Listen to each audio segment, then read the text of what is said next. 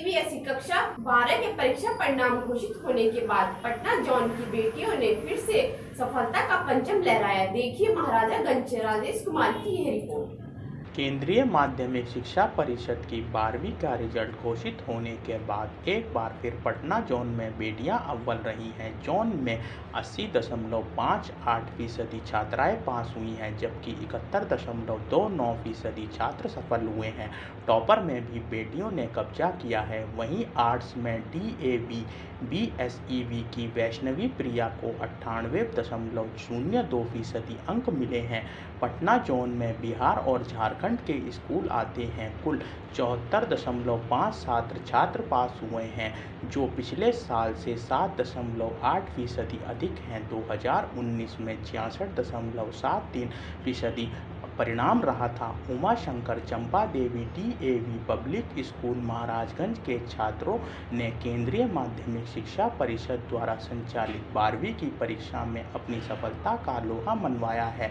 कुल घोषित हुए परिणाम में विद्यालय का रिजल्ट 94.59% रहा है। छात्र पुष्पम कुमार ने 93.40, प्रिया कुमारी मैथ में 91.60% अंक लेकर स्कूल में प्रथम स्थान प्राप्त कर टॉपर बनी है। यूएससीडीडीएवी पब्लिक स्कूल के छात्र पुष्पम ने इस सफलता के बाद स्कूल से लेकर आस पड़ोस और परिचित रिश्तेदारों में बधाई लेने की भीड़ लग गई। प्राचार्य ने मिठाई खिलाकर उसे बधाई दी। परीक्षा में सफल 73 छात्रों में से 7 छात्र पुष्पम कुमार 93.40, मीनाक्षी कुमारी 93%, जितिन कुमार 92.40, सचिन कुमार 91.20, दिव्या सिंह 90.60, स्वाति कुमार 90.20 ने 90% से ज़्यादा अंक प्राप्त किए हैं। अपने सारे टीचर्स को देना चाहूँगी। सारे टीचर्स बहुत अच्छे, बहुत ज़्यादा कोऑपरेट किए थे और प्रिंसिपल सर भी बहुत ज़्यादा कोऑपरेट किए थे। और फिर से पेरेंट्स जो है वो भी बहुत कोऑपरेट किए। सेल्फ स्टडी भी और टीचर्स भी बहुत हेल्प किए, स्पेशली गिरी सर, ओम सर। और ट्यूशन मैंने किया था। बहुत ही मेहनत किए, बहुत ही अच्छे से पढ़ाई किए, रेगुलर किए हैं। सब अच्छे से पढ़ाई करें, अच्छे से मेहनत करें और अच्छा मार्क्स लाएं, अपने पेरेंट्स का नाम रोशन करें। सबसे पहले अपने प्रिंसिपल सर और मेरे सारे टीचर्स जो पूरी मेहनत से 2 सालों तक मेरे ऊपर इतना ध्यान दिए। उसके बाद मैं कुछ क्रेडिट अपने पेरेंट्स को देना चाहूँगा। बस यही बोलना चाहूँगा कि ज़्यादा पढ़ाई में ज़्यादा साइड बुक्स के पीछे ना भागे, एनसीईआरटी से ही पढ़ें और बस कंसिस्टेंट रहे, हर रोज़ पढ़ें, थोड़ा भी पढ़ें लेकिन रोज़ पढ़ें। इसका श्रेय मैं अपने शिक्षक को देना चाहता हूँ, जो कड़ी मेहनत करते हैं। अभी भी लॉकडाउन में है, लेकिन हमारे शिक्षक पहले से अभी भी ज़्यादा मेहनत कर रहे हैं और जिसका नतीजा है आप सामने में देख रहे हैं कि ये परिणाम आया है। जहाँ पटना जोन में पूरा रिजल्ट 74% है सीबीएसई का, वहाँ हम लोगों के स्कूल का पास परसेंटेज 95% आ रहा है और ये सिर्फ और सिर्फ हमारे शिक्षक की मेहनत के बदौलत ऐसा हो रहा है। हम तो ये समझते हैं कि कोचिंग संस्थान रहने से बच्चों में पढ़ाई और जो है लय जो एक रहता है वो टूट जाता है, क्योंकि कोचिंग में कुछ और पढ़ाई होते रहता है, स्कूल में कुछ और पढ़ाई होते रहता है। बच्चे दो तरफ का एक साथ नहीं कर पाते हैं। हम तो ये देखे हैं कि यहाँ से जो बच्चे 10th पास करके बाहर जाते हैं और कोचिंग में चले जाते हैं, वो पास करके भी नहीं आ पाते हैं +2।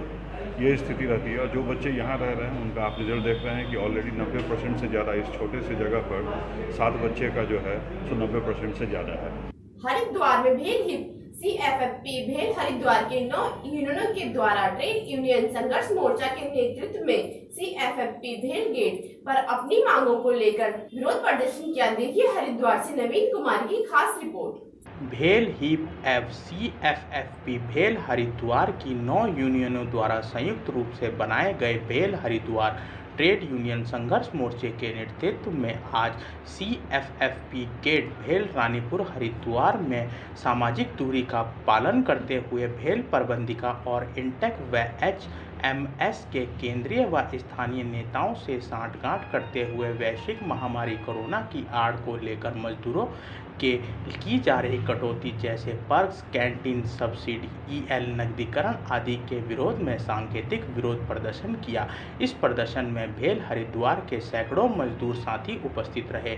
मजदूरों की सुविधाओं में की जा रही कटौतियों से मजदूरों में काफ़ी रोष था। इस प्रदर्शन के भेल के सैकड़ों मजदूरों ने भेल प्रबंधिका मुर्दाबाद तथा मजदूर एकता जिंदाबाद के नारे लगाए। हरिद्वार की हीप एवं CFP की 9 यूनियनें काफ़ी समय से संघर्षरत है।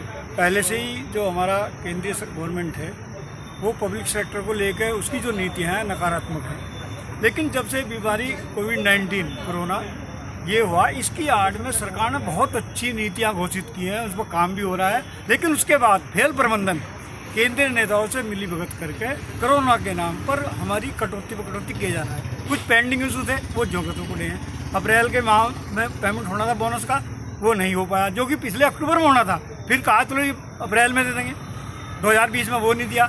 अब उसके बाद भी भुगतान नहीं हो रहा। केवल केंद्रीय श्रमिक संगठन अपने स्वार्थों की पूर्ति कर रहे हैं और अपने स्वार्थों की पूर्ति में जितने भी हमारे भेल के श्रमिक हैं उनके जितने भी हित हैं उनकी बलि चढ़ा रहे हैं। और हमारी सभी संगठनों की मांग है, जब तक ये हमारी मांग पूरी नहीं होगी जब तक हम संघर्षरत रहेंगे। चाहे हमारा कॉर्पोरेट प्रबंधन भेल हरिद्वार कॉर्पोरेट दिल्ली में है, हम वहाँ जाएंगे और वहाँ भी प्रबंधन से बात करेंगे। और यदि हमें वहाँ प्रदर्शन की जरूरत पड़ी तो हम कोविड-19 की नीतियों जो सरकार के द्वारा घोषित दिशा निर्देश है उसका पालन करते हुए वहाँ भी प्रदर्शन करने जाएंगे। पूरे भारतवर्ष में कहीं भी ना पर्क्स में कटौती हुई है, ना कैंटीन में हुई है और ना ही जो हमारे बोनस में कटौती गई है। केवल बेचल प्रबंधन केवल कुछ नेताओं को अपने साथ मिलाकर ऐसी कटौती कर रहा है। इससे बेचल के मजदूरों में पूरे यूनिट के अंदर रोष है।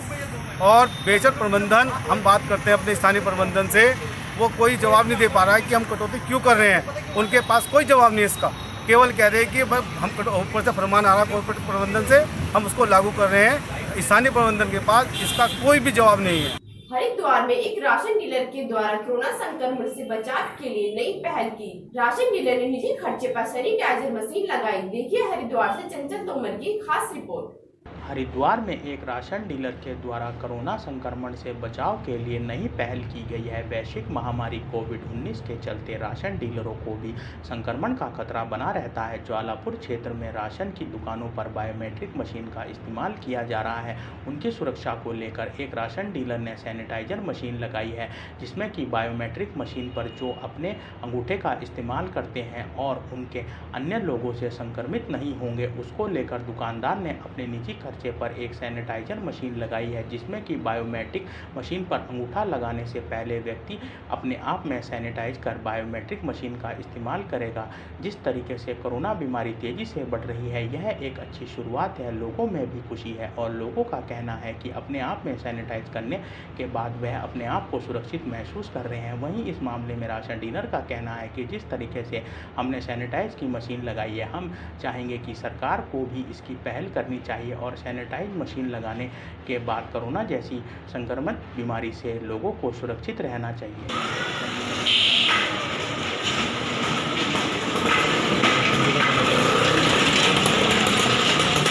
मेरी जितने भी कार्ड धारक हैं, मैं सभी से भी ये भी गुजारिश करूँगा कि वो थोड़ा सा सोशल डिस्टेंस बना के रखे और मास्क जो है वो अब सभी लोग मास्क लगा के। और हमने यहाँ पे जो है ना एक पहल की है, हमने अपने पैसे खर्च करके और यहाँ पे सैनिटाइजर मशीन लगाई है, ऑटोमेटिक सैनिटाइजर मशीन लगाई है, जिससे कि इस बार क्या हुआ, सरकार ने पहले 3 महीने जो सामान मिला है वो बिना बायोमेट्रिक बना के मिला है और इस बार जो सामान मिलता है वो बायोमेट्रिक यानी कि अंगूठा लगा के मिल रहा है सामान जो है। तो उसमें सबसे ज़्यादा खतरा ये होता है कि हमें ये नहीं पता चल पाता कि कौन संक्रमित है और कौन नहीं है।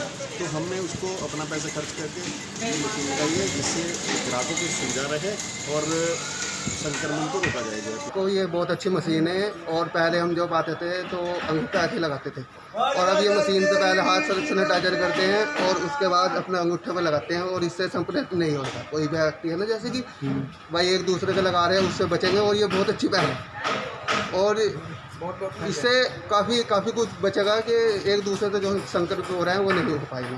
बहुत अच्छी, ये बहुत अच्छी मशीन है और सरकार से निवेदन है ये और भी लगाई जाए। खबरों में अभी के लिए इतना ही। देखते रहिए सी न्यूज।